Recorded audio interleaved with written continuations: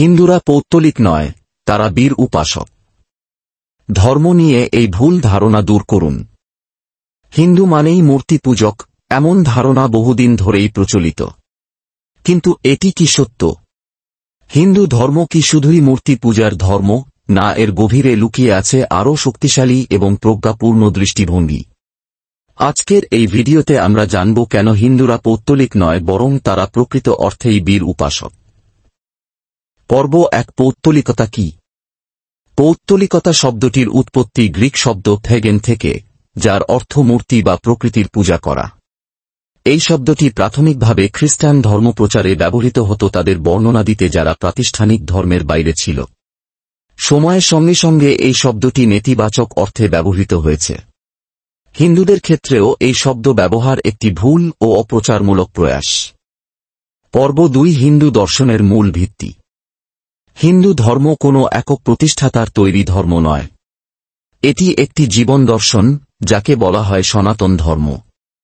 উপনিষদ, বেদ, গীতা, পুরাণ এই সবই হিন্দু দর্শনের স্তম্ভ। ঈশ্বর নিরাকার, এই মূল ভিত্তির উপর দাঁড়িয়ে আছে হিন্দু দর্শন।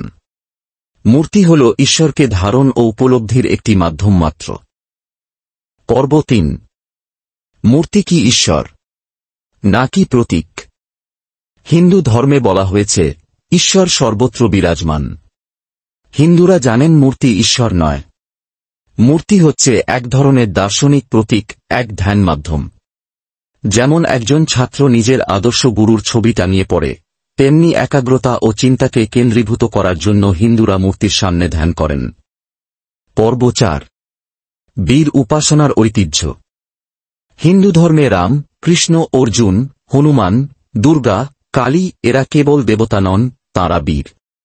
তাদের উপাসনা মানে সাহস, আত্মনিয়ন্ত্রণ, সত্য ও ধর্ম রক্ষার আদর্শে অনুপ্রাণিত হওয়া।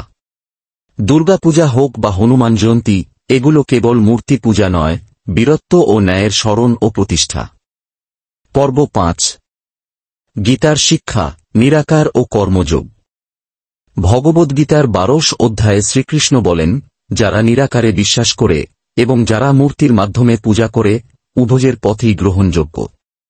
কিন্তু কর্মযোগ, নিষ্কাম সেবা এবং আত্মোপলব্ধিই হিন্দু ধর্মের মূল। গীতা আমাদের শেখায়, তুমি কর, ফলের আশা করো না।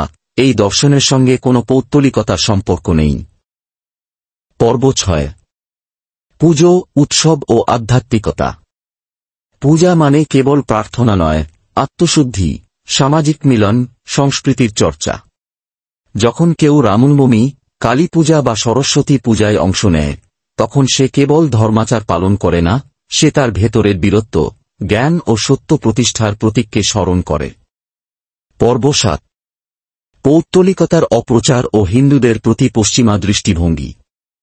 ঔপনিবেশিক যুগে হিন্দু ধর্মকে পৌত্তলিক আখ্যা দিয়ে পশ্চিমা মিশনারি ও লেক্কেরা হিন্দুদের ছোট করার অপলাশ করেছে। এই ধারণা আজও প্রচলিত। অথচ এই ধর্মই পৃথিবীর সবচেয়ে দার্শনিক ও সহিষ্ণু ধর্ম। এটি আত্মার মুক্তি, কর্মফল ও মানব কল্যাণের দিক নির্দেশনা দেয়। পর্ব 8। বীর উপাসনার আধুনিক রূপ।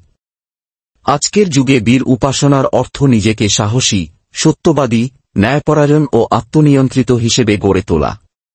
একজন ছাত্র হনুমানের মতো একাগ্র, একজন কর্মচারী শ্রীকৃষ্ণের মতো কর্মনিষ্ঠ এবং একজন নেতা রামের মতো ন্যায়পরায়ণ হলে সেই প্রকৃত হিন্দু।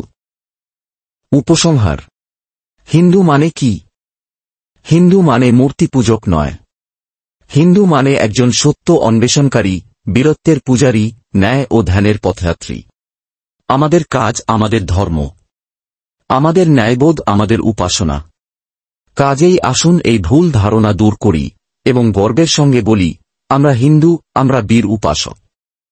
ভিডিওটি ভালো লাগলে লাইক দিন, কমেন্টে মতামত জানান এবং চ্যানেলটি সাবস্ক্রাইব করুন হিন্দু ধর্মের প্রকৃত দৃষ্টিভঙ্গি জানার জন্য। জয় সনাতন ধর্ম।